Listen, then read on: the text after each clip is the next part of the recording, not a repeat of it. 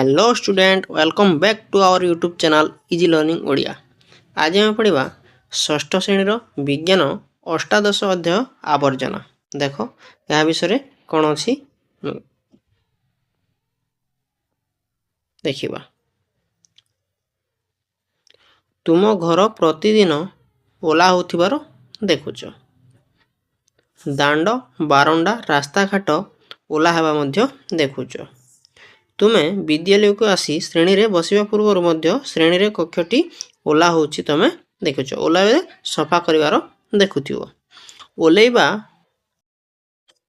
फोपाड़ी देउथिबा पदार्थ गुडी को हम कोन कहबा अलिया बा आवर्जना बोली कहिथाउ। एहाकू गदारे फोपाड़ी दिया जायथे। अलिया गदारे फोपाड़ी दिया जायथे।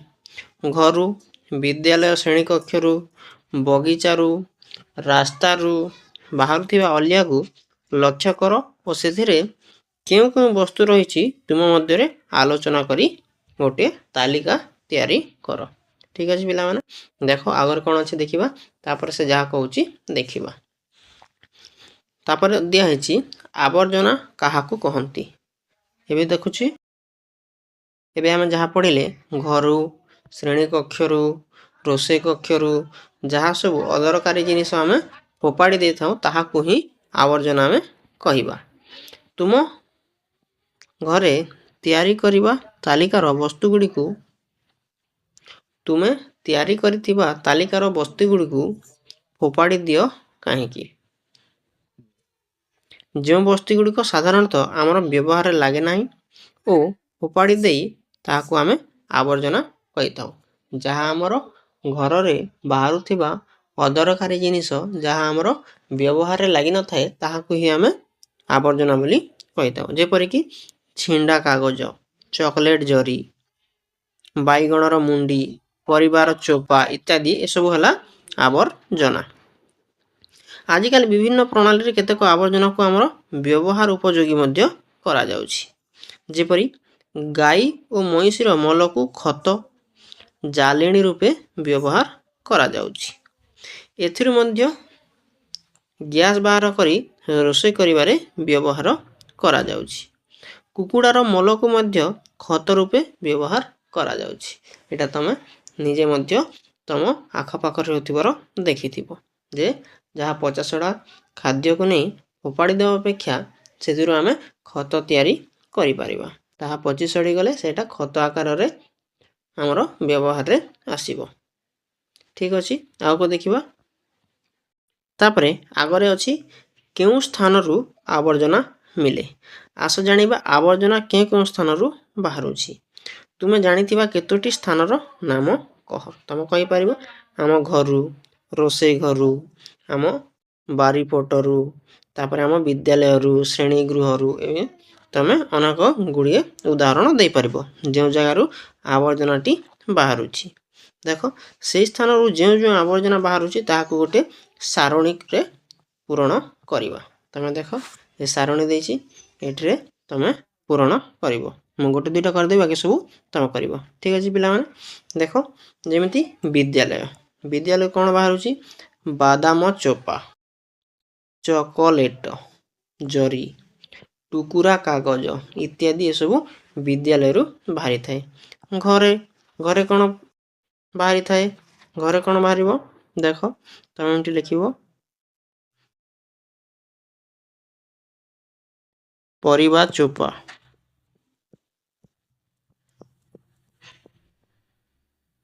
अदरकारी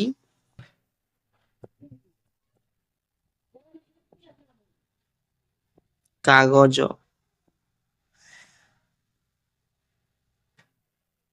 बिस्किट जरी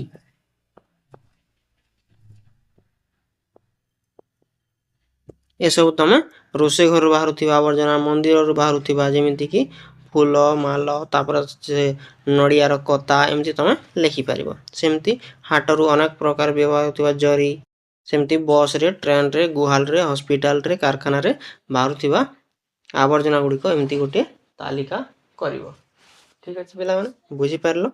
एबे आगरे आ कोन देसी देखिबा। देखो आवर्जना रो श्रेणी विभाग आवर्जना को मध्य श्रेणी विभाग करा जाई अछि। দেখ ଆବର୍ଜନାକୁ ଦେଖିଲେ ଜଣାଯାଏ ଯେ ସମସ୍ତ ଆବର୍ଜନାର ଗୁଣ ସମାନ ନୁହେଁ। ତମେ ଜାଣିଛ ଆବର୍ଜନାର ନିର୍ଦ୍ଦିଷ୍ଟ କେତୋଟି ଗୁଣକୁ ଆଧାର କରି ଶ୍ରେଣୀ କରାଯାଇଅଛି। ଯଥା ସେଟା କି ପ୍ରକାର ଗୁଣ, ଯେମିତିକି କଠିନ ଆବର୍ଜନା, ନରମ ଆବର୍ଜନା, ଅଜୈବିକ ଆବର୍ଜନା, ଜୈବିକ ଆବର୍ଜନା। ତମେ କଠିନ ଆବର୍ଜନା ଓ ନରମ ଆବର୍ଜନା କହିଲେ ତ ବୁଝିପାରୁଥିବ, କିନ୍ତୁ ଅଜୈବିକ ଓ ଜୈବିକ ଆବର୍ଜନା କହିଲେ ଟିକେ ଭଲ ଭାବରେ ବୁଝ। ଅଜୈବିକ ମାନେ ଯାହା ଆମେ ବସ୍ତୁରୁ ଯେଉଁ ଆବର୍ଜନାଟି ବାହାରିଥାଏ, ଆଉ ଜୈବିକ ଆବର୍ଜନା ମାନେ ଯେକୌଣସି ଜୀବରୁ ଆମର ଆବର୍ଜନା ଗୁଡ଼ିକ ବାହାରିବ। ଜୀବରୁ କି ପ୍ରକାର ଆବର୍ଜନା ବାହାରୁଛି, ମଳ ମୂତ୍ର ଗାଈ ଗୁହାଳରେ ଯାହା ବାହାରୁଥିବା ତାହାକୁ ଆମେ ଜୈବିକ ଆବର୍ଜନା ବୋଲି କହିବା। ସେମିତି ଭାବରେ ଅବକ୍ଷୟ ହୋଇପାରୁଥିବା ଓ ଅବକ୍ଷୟ ହୋଇପାରୁନଥିବା ଆବର୍ଜନା। ପୁନଃଚକ୍ରଣ କ୍ଷମ ଆବର୍ଜନା, ପୁନଃଚକ୍ରଣ ଅକ୍ଷମ ଆବର୍ଜନା। ପୁନଃଚକ୍ରଣ ବୋଲେ ଯାହା ପୁନର୍ବାର ଆଉ ଥରେ କ'ଣ ବ୍ୟବହାରରେ ଆସିପାରୁଥିବ, ଆଉ ପୁନଃଚକ୍ରଣ ଅକ୍ଷମ ବୋଲେ ଯାହା ଆଉ ଥରେ ବ୍ୟବହାରରେ କୌଣସି ଆସିବ ନାହିଁ। ଯେମିତିକି ତମେ ଦେଖ ପ୍ଲାଷ୍ଟିକ ବୋଟଲକୁ ତମେ ଯଦି ଆଉ ଥରେ ବ୍ୟବହାର କରିପାରିବ, କୌଣସି ଦେଖ ତାକୁ ଉପରେ କାଟି ଦେଇକି କିଛି ଗଛ ଲଗେଇ ପାରିବ, ତାହାକୁ ସୁନ୍ଦର ସୁନ୍ଦର କଲର୍ ଡିଜାଇନ୍ କରି ଘରେ ରଖିପାରିବ। ଏମିତି ତାହାକୁ ଆମେ ଆଉ ଥରେ କ'ଣ ବ୍ୟବହାରରେ ଲଗେଇ ପାରିବା। ସେଟା ହେଲା ପୁନଃଚକ୍ରଣକ୍ଷମ ଆବର୍ଜନା ବୋଲି କହିବା। ସେମିତି ପୁନଃଚକ୍ରଣ କରି ମଧ୍ୟ ଆବର୍ଜନାକୁ ବ୍ୟବହାର କରିପାରିବ, ସେ କଥା ଏବେ ସେଇଠି ହିଁ କୁହାହେଉଛି। ଦେଖ କିନ୍ତୁ ତତ୍କ୍ଷଣାତ୍ ତାହା ହେବ ନାହିଁ, କିନ୍ତୁ ତାହା କିଛି ସମୟ ପରେ ହେଇଥିବ। ଆବର୍ଜନାର ପରିଚାଳନା କରିବା ପାଇଁ ଆମେ ପୁନଃଚକ୍ରଣ କ୍ଷମ ଆବର୍ଜନା ସଂଗ୍ରହ କରିବାକୁ ଚେଷ୍ଟା କରିବା ଉଚିତ। ଯାହା ଆବର୍ଜନା ବାହାରେ ଫୋପାଡ଼ି ଦେଇ ସେଥିରେ ଆମେ କିଛି କିଛି ଯାହା ଦରକାରରେ ଆସିପାରିବ ତାହାକୁ ରଖିବା ଉଚିତ, ସେ କଥା ଏଇଠି କୁହାଯାଇଛି। ଯେମିତିକି କାଗଜ, କାଚ, ଧାତବ ପଦାର୍ଥ, ପ୍ଲାଷ୍ଟିକ ନିର୍ମିତ ବସ୍ତୁଗୁଡ଼ିକ ପୁନର୍ବାର କାରଖାନାକୁ ପଠାଇ ଦେଇପାରିଲେ ତାହା କ'ଣ ହେବ, ପୁଣି ବ୍ୟବହାର ଉପଯୋଗୀ ଆସିପାରିବ। ବୁଝିପାରିଲ ପିଲାମାନେ? ଦେଖ ଆଗରେ କ'ଣ ଦେଇଛି ଦେଖିବା। ତୁମେ ତୁମ ସାଙ୍ଗ ସହିତ ବାହାରକୁ ଯାଇ ପୁନଃଚକ୍ରଣ ଯୋଗ୍ୟ ପଦାର୍ଥ, ପୁନଃଚକ୍ରଣ ଅଯୋଗ୍ୟ ପଦାର୍ଥ କିଛି ସଂଗ୍ରହ କରିବ ଓ ତାହାକୁ ଗୋଟିଏ କାର୍ଡ଼ବୋର୍ଡ଼ ଖୋଳରେ, ଗୋଟେ ପୁନଃଚକ୍ରଣ ଅନ୍ୟ ଏକ କାର୍ଡ଼ବୋର୍ଡ଼ ଖୋଳରେ ରଖିବ। ତାପରେ ଏ ସାରଣୀଟିକୁ ପୂରଣ କରିବ। ପୁନଃଚକ୍ରଣ ଆବର୍ଜନାରେ କ'ଣ କ'ଣ ଆସିଲା ଏଠି ଦେଖ ଲେଖା ହେଇଛି, ତମେ ବି ଏମିତି ଲେଖିବ। ଯେମିତିକି ପ୍ଲାଷ୍ଟିକ ଜିନିଷ, ପଲିଥିନ୍ରୁ ତିଆରି ଜିନିଷ, ଏଇଟା ଆଉ ଥରେ ବ୍ୟବହାର ଆସିପାରିବ। ତାପରେ ହସ୍ପିଟାଲରେ ସଂକ୍ରମିତ ହୋଇଥିବା ଆବର୍ଜନା, ଯେମିତିକି ସେ ଇଞ୍ଜେକ୍ସନ୍, ତାପରେ ସେ ସିରିଞ୍ଜ, ଏସବୁ ଆହାରେ ଆଉ ଥରେ ବ୍ୟବହାର ଆସିପାରିବ ନାହିଁ। ତ ଏମିତି ତମେ ଲେଖିବ ଆଉ କ'ଣ କ'ଣ ବାହାରୁଛି। ଠିକ୍ ଅଛି ପିଲାମାନେ? ତାପରେ ଦେଖ ଆଗରେ ଆଉ କ'ଣ ଦେଇଛି ଦେଖିବା। ତୁମେ ତୁମ ସାଙ୍ଗମାନଙ୍କ ସହିତ ଆଲୋଚନା କରି ବିଦ୍ୟାଳୟରେ, ଘରେ, ହାଟରେ ଦେଖିଥିବା ଆବର୍ଜନା ଗୁଡ଼ିକର ଗୋଟେ ତାଲିକା କରିବ ଓ ସେଥିମଧ୍ୟରୁ ଜୈବ ନିର୍ମୀକରଣ ଯୋଗ୍ୟ ଓ ଜୈବ ନିର୍ମୀକରଣ ଅଯୋଗ୍ୟ ଆବର୍ଜନା ଗୁଡ଼ିକୁ ସାରଣୀରେ ଖାତାରେ ଏମିତି କରି ଲେଖିବ। ତଳେ ଯେମିତି ଦିଆଯାଇଛି, ଯେମିତିକି ପନିପରିବା ଚୋପା, ଏଇଟା ହେଲା ଜୈବ ନିର୍ମୀକରଣ ଯୋଗ୍ୟ, ଯାହା ଆଉ ଥରେ କ'ଣ ହେଇପାରିବ, ବ୍ୟବହାରରେ ଆସିପାରିବ ବା ତାହାକୁ ଆମେ କମ୍ପୋଷ୍ଟ କରି ଖତରେ ବ୍ୟବହାର କରିପାରିବା। କିନ୍ତୁ ଭଙ୍ଗା କାଚ ହେଲା ଜୈବ ନିର୍ମୀକରଣ ଅଯୋଗ୍ୟ ଆବର୍ଜନା, ଯାହାକୁ ଭଙ୍ଗା କାଚକୁ ଆଉ ଥରେ କୌଣସି କାମରେ ବ୍ୟବହାର କରାଯାଇପାରିବ ନାହିଁ। ସେମିତି ତମେ ଗୋଟେ ସାରଣୀ କରିବ ନିଜ ଖାତାରେ ଆଉ ଲେଖିବ ପିଲାମାନେ। ତାପରେ ଆଉ କ'ଣ ଦେଇଛି ଦେଖିବା। ତାପରେ ଦେଖିବା ଆହୁରି କ'ଣ ଅଛି। ଦେଖ ତୁମେ କେଉଁ କେଉଁ ଆବର୍ଜନାକୁ ଅନ୍ୟ କାର୍ଯ୍ୟରେ ବ୍ୟବହାର କରିପାରିବ ଆଲୋଚନା କରି ଗୋଟେ ସାରଣୀ ତିଆରି କର। ଦେଖ ଆବର୍ଜନାର ନାମ ଦିଆଯାଇଛି ଆଉ ଆବର୍ଜନାର ପ୍ରସ୍ତୁତ ପଦାର୍ଥ ଦିଆଯାଇଛି। ପରିବା ଚୋପା, ପରିବା ଚୋପାରେ ପରିବା ଚୋପା କୋଉଥିରୁ ତିଆରି? ତୁମେ କେଉଁ କେଉଁ ପଦାର୍ଥର ଆବର୍ଜନାକୁ ଅନ୍ୟ କାର୍ଯ୍ୟରେ ବ୍ୟବହାର କରିବା ତାହାର ଗୋଟେ ଆଲୋଚନା କରି ତାଲିକାଟିଏ ତିଆରି କର। ଠିକ୍ ଅଛି, ଆମେ ଲେଖିବା। ଦେଖ ଆବର୍ଜନାର ନାମ ଦିଆଯାଇଛି ଆଉ ଆବର୍ଜନାରୁ କ'ଣ ପ୍ରସ୍ତୁତ ହୋଇପାରିବ ତାହା ଦିଆଯାଇଛି। ଯେମିତି ପରିବା ଚୋପା, ପରିବା ଚୋପାରୁ ଆମେ ଆଚାର କରିପାରିବା ଆଉ ଖତ କରିପାରିବା। ସେମିତି ପାନ ମସଲା ଡବାରୁ ଆମେ କ'ଣ କରିପାରିବା? ପାନ ମସଲା ଡବାରୁ ଆମେ ଦେଖ ଘରର ମସଲା ଡବା କରିପାରିବା। ତାପରେ ଫ୍ୟୁଜ୍ ବଲ୍ବ, ଫ୍ୟୁଜ୍ ଯାଇଥିଲା ବଲ୍ବକୁ ଆମେ କ'ଣ କରିବା? ରଙ୍ଗ ଦେଇକି ରଙ୍ଗୀନ ସୁନ୍ଦର ଜିନିଷ ତିଆରି କରିପାରିବା। ଏମିତି ତମେ ଏସବୁ ଲେଖିବ, ନହେଲେ ବହୁତ ସମୟ ଯିବ ପିଲାମାନେ। ତାପରେ ଦେଖ ଆବର୍ଜନାର ଅବକ୍ଷୟ ପରୀକ୍ଷଣ, ତାହା କ'ଣ ଦେଖିବା? ତୁମ ଘର ବିଦ୍ୟାଳୟ ନିକଟରେ ପାଚେରୀ ବାଡ଼ କୋଣରେ 2ଟି ଗାତ କର। ତାପରେ କ'ଣ କରିବ? ଗାଡ଼ର ଆକାର 2 ଫୁଟ 1 ଫୁଟ 1 ଫୁଟ କର। ଏମିତି କରିବ ଓ ଗାଡ଼ ଗୋଟେ କରିବ। ପ୍ରଥମେ ଗାଡ଼ରେ କ'ଣ କରିବ? ପନିପରିବା ଚୋପା, ବଳକା ଖାଦ୍ୟ, ମାଛ କାତି, ବିସ୍କୁଟ, ପାଉଁରୁଟି, ପଚାସଢ଼ା ଫଳ, ଗୋବର, ଅନାବନା ଗଛ, କାଗଜ ଠୁଙ୍ଗା, ଗୋମୂତ୍ର ଇତ୍ୟାଦିକୁ ତାହା ସେଥିରେ ପକାଇବ। ତାପରେ ଦ୍ୱିତୀୟ ଗାଡ଼ରେ 2ଟି ଗାଡ଼ କରିଥିବ ଆଉ ଗୋଟେ ଗାଡ଼ରେ କ'ଣ ପକାଇବ? ଚକୋଲେଟ୍ ଜରି, ଟିଣ ଡବା, ପ୍ଲାଷ୍ଟିକ ଡବା, ଭଙ୍ଗା ଖେଳଣା, ଛୋଟ ଧାତୁ ଖଣ୍ଡ, ଭଙ୍ଗା କାଚ, ଲଣ୍ଠନ, ବ୍ୟାଟେରୀ ଏସବୁକୁ ଆଉ ଗୋଟେ ଡବାରେ ପକାଇବ, ଆଉ ଗୋଟେ ଗାତରେ ପକାଇବ। ତାପରେ ଉପରେ ମାଟି ଘୋଡ଼େଇ ଦେବ। ତାପରେ 15 ଦିନ ସମୟ ତାହାକୁ ଛାଡ଼ିଦେବ। ମଝି ମଝିରେ ତା ଉପରେ ଟିକେ ଟିକେ ପାଣି ପକାଉଥିବ। 15 ଦିନ ପରେ ତାହାକୁ ଖୋଲି କ'ଣ ପରିବର୍ତ୍ତନ ହେଉଛି ଦେଖିବ। ଯାହା ସବୁ ପନିପରିବା ଚୋପା ଏସବୁ ହେଇଥିଲା ତାହା ମାଟିରେ ମିଶି ଯାଇଥିବ ଓ ଯାହା ଜରି ପ୍ଲାଷ୍ଟିକ ଏସବୁ ଥିବ ତାହା ମାଟିରେ ମିଶିବ ନାହିଁ, ସେମିତି ହିଁ ରହିଥିବ। ଦେଖ ଆଗରେ କ'ଣ ଦେଇଛି? ପରିବର୍ତ୍ତନରେ କ'ଣ ଦେଖିଲ? କେଉଁ ପଦାର୍ଥ ପଚି ଯାଇଥିବ? ଯାହା ପନିପରିବା ଚୋପା ଏସବୁ ମାନେ ପଚି ଯାଇଥିବ। କେଉଁ ପଦାର୍ଥରୁ ଗନ୍ଧ ବାହାରୁ ନାହିଁ? ଏସବୁ ପଦାର୍ଥରୁ ଗନ୍ଧ ବାହାରୁ ନଥିବ। କେଉଁଥିରୁ? ଯେଉଁ ଜରି ଏସବୁରୁ ଗନ୍ଧ ବାହାରୁ ନଥିବ। କେଉଁ ପଦାର୍ଥ ଦୁର୍ଗନ୍ଧ ହେଉଛି? ଏ ପନିପରିବା ଚୋପା ଏସବୁ ଦୁର୍ଗନ୍ଧ ହେଉଥିବ। ଦେଖ କେଉଁ ପଦାର୍ଥର କୌଣସି ପରିବର୍ତ୍ତନ ହେଉନାହିଁ? ସେ ଜରି ପ୍ଲାଷ୍ଟିକ ଏସବୁର କୌଣସି ପରିବର୍ତ୍ତନ ହେବ ନାହିଁ।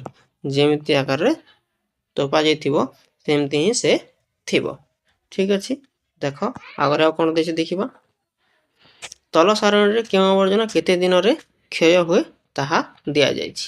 ଦେଖ ତା ମାନେ କ୍ଷୟ ବୋଲି ବୁଝିପାରୁଛ କି ନାହିଁ? ଯଦି ଆମେ ଆବର୍ଜନାଟି ପଚା ଫଳ ହେଇଥିବ, ପନିପରିବା ଚୋପା ହେଇଥିବ, ତାହେଲେ ସେ 6ରୁ 15 ଦିନ ମଧ୍ୟରେ ମାଟିରେ ମିଶିଯିବ। ଠିକ୍ ଅଛି, ସେମିତି ଚିରା କାଗଜ ଯଦି ଆମର ଆବର୍ଜନା ହେଇଥିବ ତାହେଲେ 10ରୁ 30 ଦିନ ଲାଗିବ ତାହାକୁ ମାଟିରେ ମିଶିବା ପାଇଁ। ସେମିତି ଯଦି କପଡ଼ା କିମ୍ବା ତୁଲା ହେଇଥିବ ତାହେଲେ 3ରୁ 5 ମାସ ଭିତରେ ସେ ମାଟିରେ ମିଶିଯିବ। ତାମାନେ ପଶମ କପଡ଼ା ହେଇଥିବ ବୋଲେ 1 ବର୍ଷ ସମୟ ନେବ ସେ ମାଟିରେ ମିଶିବା ପାଇଁ। କାଠ ଯଦି ହେଇଥିବ ଆମର ଆବର୍ଜନା ତାହେଲେ ସେ 10ରୁ 15 ବର୍ଷ ଲାଗିଯାଇଥାଏ ସମ୍ପୂର୍ଣ୍ଣ ଭାବରେ ମାଟିରେ ମିଶିବା ପାଇଁ। ସେମିତି ଟିଣ, ଆଲୁମିନିୟମ କିମ୍ବା ଧାତୁର ପଦାର୍ଥ ହେଇଥିବ 100ରୁ 500 ବର୍ଷ ଲାଗିଯିବ। କିନ୍ତୁ ଯଦି ପ୍ଲାଷ୍ଟିକର ମଣି ଆମେ ଯେଉଁ ପଲିଥିନ ମାନେ ବ୍ୟବହାର କରୁଛୁ ସେଇଟା 1 ନିୟୁତ ବର୍ଷ ଲାଗିଯିବ ପିଲାମାନେ। ତାମାନେ ଆମେ ତାହାକୁ କଳନା ମଧ୍ୟ କରିପାରିବ ନାହିଁ ଯେ ସେ କେତେ ଆମ ପାଇଁ କ'ଣ ବହୁତ ପ୍ରକାରେ କେତେ ଅସୁବିଧା କରିବ।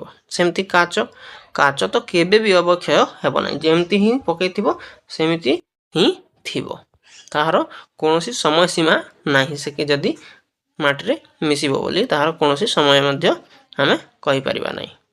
ସେମିତି ତାପରେ ଆଗରୁ ଦେଖିବା। ଦେଖ ଆମ ପାଇଁ ବରଦାନ ନା ଅଭିଶାପ ତା ବିଷୟରେ ଟିକେ ଆଲୋଚନା କରିବା। ପ୍ଲାଷ୍ଟିକର ବହୁଳ ବ୍ୟବହାର ମନୁଷ୍ୟ ଓ ପ୍ରାଣୀମାନଙ୍କ ପାଇଁ ସମସ୍ୟା ସୃଷ୍ଟି କରେ। ତମେ ଅନେକ ଥର ଦେଖିଥିବ ପିଲାମାନେ ସରକାର ପ୍ଲାଷ୍ଟିକ ବ୍ୟବହାର କରିବା ପାଇଁ ଫାଇନ୍ ଲଗାନ୍ତି ବା ବାରଣ ମଧ୍ୟ କରିଥାନ୍ତି। କାରଣ ଏଗୁଡ଼ିକୁ ବ୍ୟବହାର କରିବା ପରେ ତାହା ପ୍ରାକୃତିକ ପରିବେଶରେ ସହଜରେ ନଷ୍ଟ ହୋଇନଥାଏ। ତୁମେ ଦେଖିପାରୁଥିବ, ଦେଖ ଏଠି ପ୍ଲାଷ୍ଟିକ୍ ମାନେ କ'ଣ 1 ନିୟୁତ ବର୍ଷ ଲାଗିଯାଉଛି ମାଟିରେ ମିଶିବା ପାଇଁ।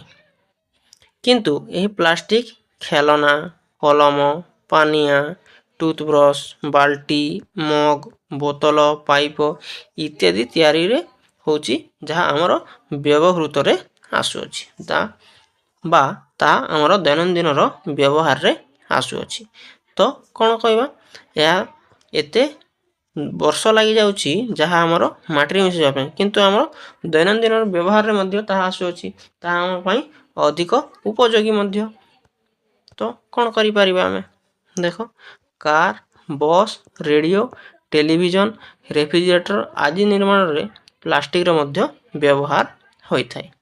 ତ ଏଥିରେ ଆମେ ଏପଟେ ଦେଖିଲେ କହିବାକୁ ଗଲେ ବହୁତ ଅସୁବିଧା କରୁଛୁ ସେ ଆମ ପାଇଁ, ଆଉ ଏପଟେ ଦେଖିବାକୁ ଗଲେ ସେ ଆମ ପାଇଁ ବହୁତ ଉପଯୋଗୀ ମଧ୍ୟ। ତ କ'ଣ କରିପାରିବା ପିଲାମାନେ, ଯେତେ ସବୁ ପ୍ଲାଷ୍ଟିକ୍ ଅଛି ଯଦି ଆମେ ଚାହିଁବା ତାହେଲେ କମ୍ରୁ କମ୍ ପ୍ଲାଷ୍ଟିକ୍ ବ୍ୟବହାର ହିଁ କରିପାରିବା, ଆଉ କିଛି କରିପାରିବା ନାହିଁ। କାହିଁକି ନା ସେ ଆମର ଦୈନନ୍ଦିନ ଜୀବନର ଉପଯୋଗୀ ମଧ୍ୟ ଅନେକ ପ୍ରକାର ଆସୁଅଛି। ଠିକ୍ ଅଛି। ତ ଏଥିରେ ସାବଧାନତା କ'ଣ ଆମେ କରିପାରିବା ବା ରହିପାରିବା ତା ବିଷୟରେ ଟିକେ ଜାଣି ରଖିବା। ଯେମିତିକି ଯେତେ ପାରିବା ଆମେ ପ୍ଲାଷ୍ଟିକ୍ର ବ୍ୟବହାର କମ୍ କରିବା, ତାହେଲେ ଆମେ କିଛି ପରିବେଶକୁ ସୁନ୍ଦର କରି ରଖିପାରିବା। ବେଲେ ବେଲେ ଫୋପାଡ଼ି ଦିଆଯାଇଥିବା ପ୍ଲାଷ୍ଟିକ୍ ମୁଣା ଇତ୍ୟାଦିକୁ ଗାଈଗୋରୁମାନେ ଖାଇଦିଅନ୍ତି। ଏହାଦ୍ୱାରା ସେମାନଙ୍କର ପେଟରେ ସମସ୍ୟା ସୃଷ୍ଟି ହୁଏ। ତେଣୁ ପ୍ଲାଷ୍ଟିକ୍ ମୁଣିରେ କୌଣସି ଖାଦ୍ୟ ବା ପରିବା ଚୋପା ରଖି ଫିଙ୍ଗିବା ନାହିଁ, କାହିଁକିନା ସେମାନେ ଦେଖିଲେ ତାଙ୍କୁ ସେଇଟା ସେ ମୁଣି ସାଙ୍ଗରେ ଖାଇଦିଅନ୍ତି, ତାଙ୍କୁ ସେଇଟା ଅନେକ ପ୍ରକାର ପେଟର ସମସ୍ୟା ଦେଖାଯାଇଥାଏ। ତାପରେ ଖାଦ୍ୟ ପ୍ୟାକେଟ୍ ଗୁଡ଼ିକରେ ବେଲେ ବେଲେ ଉତ୍ତାପ ଯୋଗୁଁ ବିଷାକ୍ତ ଗ୍ୟାସ୍ ସୃଷ୍ଟି ହୋଇଯାଇଥାଏ। ସେହି ଖାଦ୍ୟକୁ ଖାଇଲେ ଆମର ପେଟ ଖରାପ ହୁଏ। ତେଣୁ ଖାଇବା ଯେତେବେଳେ ଆମେ ପାର୍ସଲ୍ ଆଣୁଛୁ ପିଲାମାନେ, ସେତେବେଳେ ଆମେ ଏ ପ୍ଲାଷ୍ଟିକ୍ ଜରିରେ ବା ମୁଣିରେ ଆଣିବା ନାହିଁ, ସେଇଟା ବିଷାକ୍ତ କରିଦେଇଥାଏ। ତାପରେ ଦେଖ ପ୍ଲାଷ୍ଟିକ୍ ପଦାର୍ଥକୁ ଜାଲିବା ନାହିଁ। ଏହା ଜଳିଲେ କ'ଣ ହେଇଯାଏ, ବାୟୁ ପ୍ରଦୂଷଣ ହୋଇଥାଏ। ସେଥିରେ ଯେଉଁ ଧୂଆଁ ବାହାରିଥାଏ ତାହା ଆମର ବାୟୁ ପ୍ରଦୂଷଣ କରିଥାଏ। ତାପରେ ଦେଖ ଦୋକାନରୁ ବିଭିନ୍ନ ଜିନିଷ ଆଣିବା ବେଳେ ଦୋକାନୀ ପଲିଥିନ୍ ବଦଳରେ ଆମେ କାଗଜ ଖୋଲରେ ଦେବା ପାଇଁ ଅନୁରୋଧ କରିବା ଉଚିତ, କିମ୍ବା ନିଜର ମୁଣି ଆମେ କପଡ଼ାର ନେଇକି ଯିବା, ଆଉ ସେଥିରେ ଯାହା ସବୁ ଦେବେ ତାହା ନେଇକି ଆସିବା। ଆମେ ଏମିତି ସବୁ ପଦକ୍ଷେପ ନେଇକି ଆମର ପରିବେଶକୁ ସୁନ୍ଦର କରି ରଖିପାରିବା ପିଲାମାନେ। ଆମର ଯେତେ ସବୁ ଆଗରେ ଆସୁଛି ପିଢ଼ିମାନେ ତା ପ୍ରତି ଆମେ ଟିକେ ଧ୍ୟାନ ଦେବା। ଏ ଥିଲା ଆମର ଅଷ୍ଟାଦଶ ଓ ଷଷ୍ଠ ଶ୍ରେଣୀର ବିଜ୍ଞାନର ଶେଷ ଅଧ୍ୟାୟ ଆବର୍ଜନା। ଆଶା କରୁଛି ଭଲ ଭାବରେ ବୁଝିପାରିଥିବ। ପିଲାମାନେ ଆମର ଯଦି ଭିଡ଼ିଓ ଭଲ ଲାଗୁଥିବ, ଭଲରେ ବୁଝିପାରୁଥିବ, ତାହେଲେ ଆମ ସହିତ ଯଦି ଯୋଡ଼ି ରହିବାକୁ ଚାହୁଁଛ, ତାହେଲେ କ'ଣ କରିବ, ଆମର ୟୁଟ୍ୟୁବ୍ ଚ୍ୟାନେଲ୍ ଇଜି ଲର୍ଣ୍ଣିଂ ଓଡ଼ିଆକୁ ସବସ୍କ୍ରାଇବ୍ କରିକି ରଖିବ। ଆମର ଭିଡ଼ିଓ ଭଲ ଲାଗୁଥିଲେ ଆମ ଭିଡ଼ିଓରେ ଗୋଟେ ଲାଇକ୍ କରିବ, ସାଙ୍ଗମାନଙ୍କ ସହିତ ସେୟାର କରିବ। ଠିକ୍ ଅଛି ପିଲାମାନେ, ଦେଖା ହେବା ପରବର୍ତ୍ତୀ ଭିଡ଼ିଓରେ।